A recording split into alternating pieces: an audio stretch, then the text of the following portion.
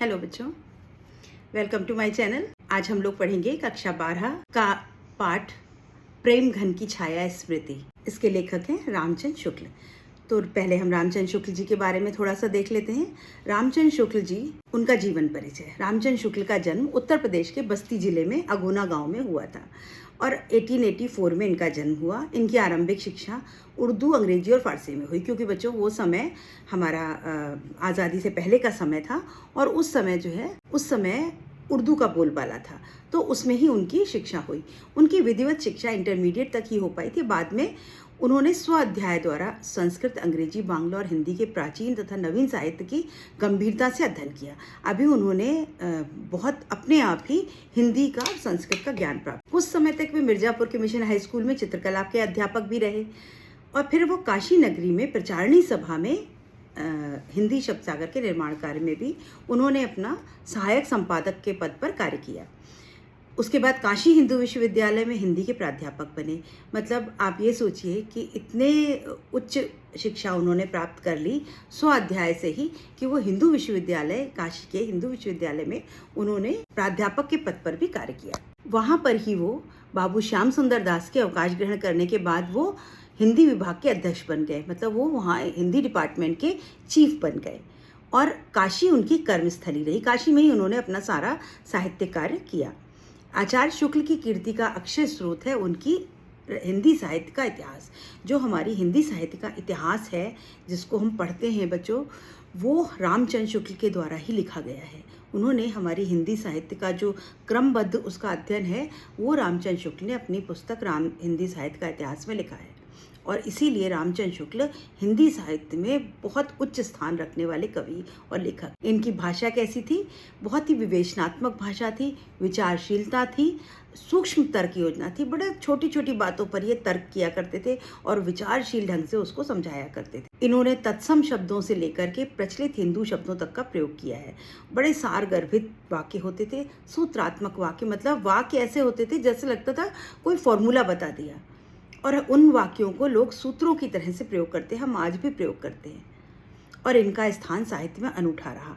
अब इनके द्वारा लिखा हुआ ये जो पाठ हम पढ़ने जा रहे हैं, ये है एक संस्मरणात्मक निबंध। संस्मरण क्या होता है? जो अपनी स्मृतियों के आधार पर याद करके कुछ लिखा जाए, वो संस्मरण कहलाता है। तो ये उनकी यादों पर, स्मृतियों पर आधारित एक पाठ है कि वो कैसे हिंदी साहित्य में उनका पदार्पण हुआ, कैसे उन्होंने लोगों से मिले, कैसे कैसे उनकी साहित्य में उनका रुचि किस तरह से आई, उसके बारे में ये पाठ है। तो लेखक बताता है कि उनके यहाँ हम पाठ का सारांश पढ़ रहे हैं।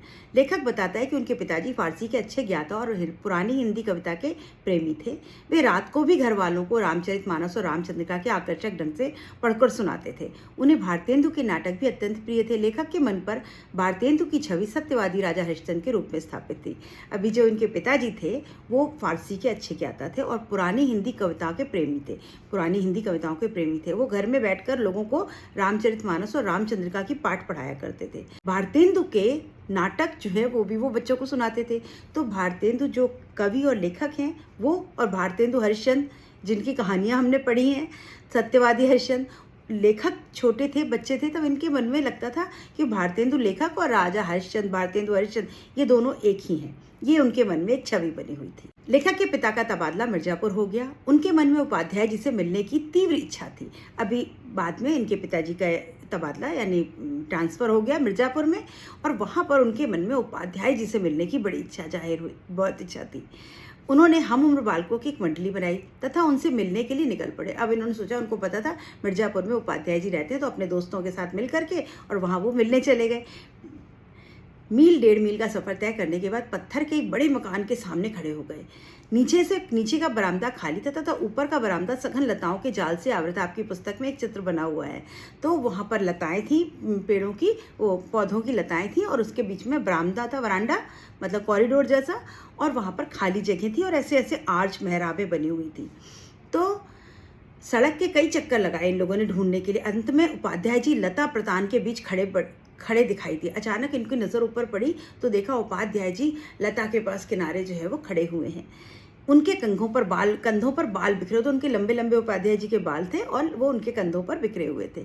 शीघ्र ही वे आंखों से ओझल हो गए। अचानक वो आए और फिर चले गए, तो वो आंखों से ओझल हो गए। ये था उनका पहला दर्शन।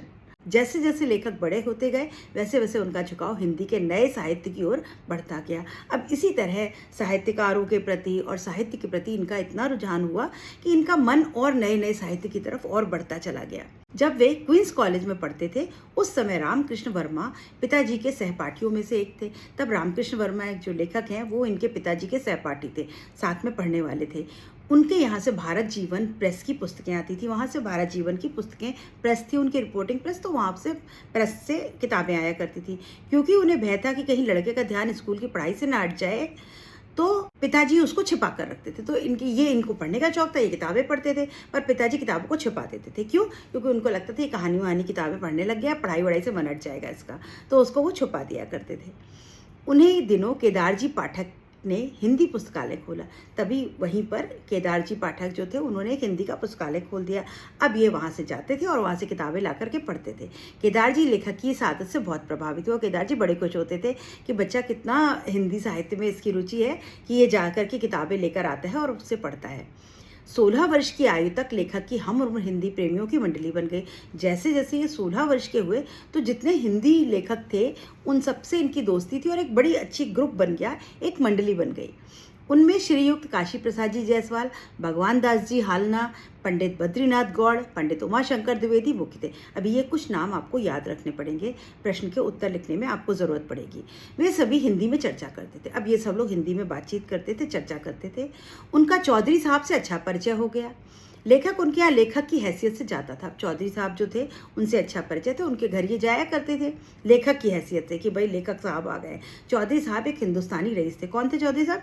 हिंदुस्तानी थे और बड़े रईस ज़्यादा थे वो। हर त्योहार पर उनके यहाँ खूब नाच रंग उत्सव होते रहते। उनकी हर अदा से रियासत तथा तबीयतदारी टपकती थी। अब वो जमींदार टाइप के थे, बड़े रियासत बड़ी ज़मीन जायदाद होगी उनके बाद, तो बड़ी रईसी टपकती थी। वे लोगों को प्रायः बनाया करते थे, वो किसी किसी का मजाक बनाते थे वो कुछ कुछ बोल करके। उनका व्यक्तित्व विलक्षण था तथा बातचीत का ढंग एकदम निराला। बड़े अलग ही तबीयत के आदमी थे और बातचीत का ढंग उनका बहुत ही निराला था। उपाध्याय जी नागरी की भाषा मानते थे।